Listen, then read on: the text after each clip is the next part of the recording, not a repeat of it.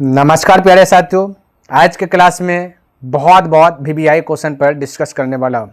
ये आपका क्वेश्चन है न्यू पैटर्न पर आधारित, किस कैटेगरी का प्रश्न एग्जाम हॉल में पूछा जाता है वो है। ठीक है, तो देखिए क्वेश्चन कहता है यदि 156 इक्वल 2x पर पावर x इंटू 3 पर पावर y इंटू 13 पर पावर z हो तो x plus y plus z का वैल्यू क्या होगा। तो बिल्कुल आपको चिंता करना नहीं है।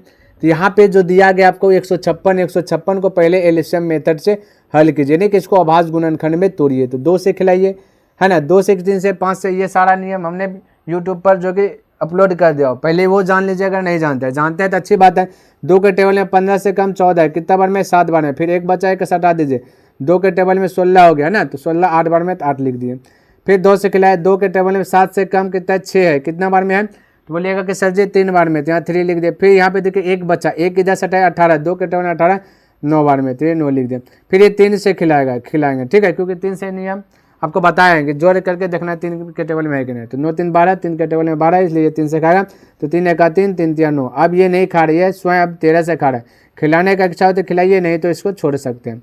ये 13 से खिलाएं तो एक बार में। अब आपको करना क्या है, ये क्वेश्चन दिया गया है, तो हम कह सकते हैं कि भाई, हम कह सकते हैं कि 156 इक्वल कितना, ये 2 कितना है, 2 गो है, तो मैं कह सकता हूँ 2 पर पावर 2, बिल्कुल कह सकता हूँ। उसी प्रकार से 3 कितना 1 है, तो 3 पर पावर 1 बोल सकता हूँ, बिल्कुल बोल सकता हूँ।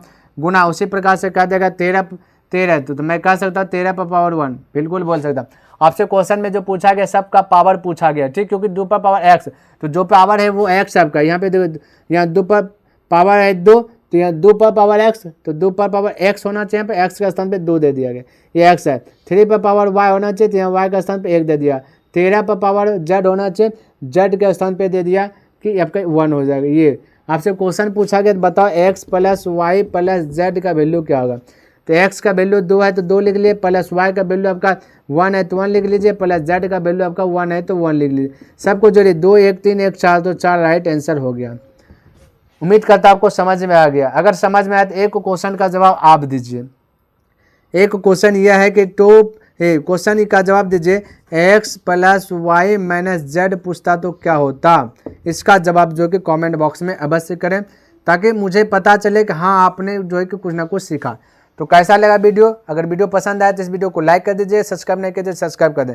चलिए नेक्स्ट दिन मिलता हूँ, तब तक के लिए धन्यवाद। जय हिंद, जय भारत।